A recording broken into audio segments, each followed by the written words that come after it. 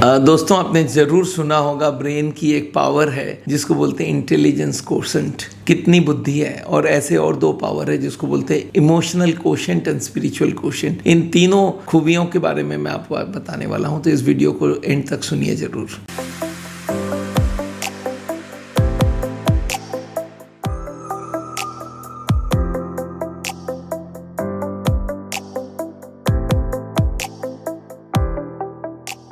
नमस्कार दोस्तों, मेरा नाम डॉक्टर बिमल छाजड़ है। हार्ट का ट्रीटमेंट करते हैं हम लोग बिना बाईपास सर्जरी, बिना एंजियोप्लास्टी, बिना बॉडी को डिस्टर्ब करे। और उसमें हम लोग लाइफस्टाइल चेंजेस यूज करते हैं जिसमें खान पीन, रहन सहन, स्ट्रेस मैनेजमेंट, योगा और उसके संग एलोपैथी की दवाइयाँ और होम्योपैथी, आयुर्वेदिक भी उसको इंक्लूड करते हैं। और उसके संग दो और ट्रीटमेंट जिसको नेचुरल बाईपास या डिटॉक्स ट्रीटमेंट भी बोलते हैं। पर एनीवे मैं आज आपको बताने वाला हूँ बहुत सारा नया चीज ब्रेन के बारे में। ब्रेन में आपको अगर कोई का ब्रेन को बोला जाए सब ब्रेन में क्या खूबियां हैं, तो पहला माना जाता है ब्रेन में होता है इंटेलिजेंस। इंटेलिजेंस का क्या मतलब है? एक आदमी बहुत जल्दी चीजों को समझ जाता है। मेरा एक दोस्त था, उसको एक किताब दे दो और 15 मिनट बाद 10 पेज की किताब वो पढ़ के बता देगा और उसके अंदर की हर चीज को दिमाग में घुस जाएगा, क्योंकि उसकी इंटेलिजेंट कोशेंट बहुत ज्यादा है। इंटेलिजेंट कोशेंट मतलब एक आदमी कितना जल्दी चीजों को ग्रैस्प कर सकता है, कितना जल्दी उसको समझ सकता है। तो कुछ लोग होते हैं जिनकी इंटेलिजेंट कोशेंट बहुत ज्यादा होता है,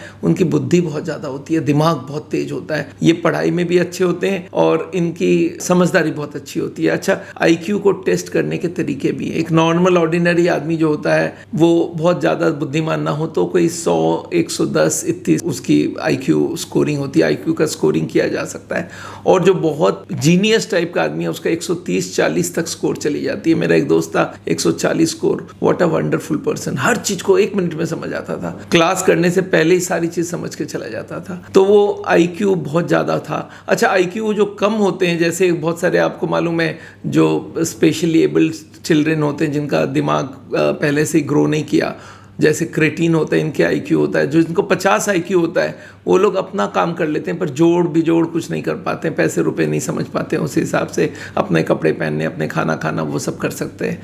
तो आईक्यू के बारे में आपको मालूम होना चाहिए। अब दो और ब्रेन की खूबियाँ, एक है ईक्यू। ईक्यू को बोलते हैं इमोशनल कोशेंट। आप इमोशनली कितने स्टेबल हैं। जिनकी इमोशनल कोशेंट कम होगा उनकी स्टेबिलिटी कम रहेगी, मेंटल स्टेबिलिटी कम रहेगा। स्टेबिलिटी का मतलब है उनके दोस्त बदलेंगे, उनका मूड भी बहुत जल्दी जल्दी फ्लैक्चुएट करेगा। और जिनकी इमोशनल कोशेंट ज्यादा है उनके दोस्त बहुत साल तक चलेंगे। वो एक दोस्त 15 साल 20 साल बाद भी वही दोस्त रहेगा। और जिनकी ईक्यू कम है तो दोस्त बदलते जाएंगे, आज एक दोस्त पर 2 महीना बाद एक दोस्त, 3 महीने बाद दूसरी दोस्त। तो ये दोस्त बदलने वाले लोग जो होते हैं, जो रिश्ते को निभा नहीं सकते, उनके ईक्यू थोड़ा कम होता है। जिनकी ईक्यू ज्यादा होता है वो सबसे दोस्ती रख लेते हैं, अपने आप के ऊपर बहुत उनकी एक अच्छी भावना होती है कि मैं अच्छा आदमी हूँ, अच्छा काम कर रहा हूँ, इस तरह की उनके अंदर एक कॉन्फिडेंस होता है, ओवर एंथुसियास्टिक होते हैं। और एक थर्ड क्राइटेरिया होता है, बोलते हैं एसक्यू। एसक्यू जिनकी होती है वो बहुत बुद्धिमान तो होते ही है, उसके संग उसकी इमोशनल कोशेंट भी काफी स्ट्रांग होती है। और ऐसे लोग चेंज होने को बहुत जल्दी एक्सेप्ट कर लेते हैं, चीजों को समझ जाते हैं। इसमें विजडम करके एक चीज होती है, डेवलप करती है। विजडम का मतलब है वो पहले से ही सारी चीज समझने लग जाते हैं क्या क्या होने वाला है। तो कुछ लोग जिनकी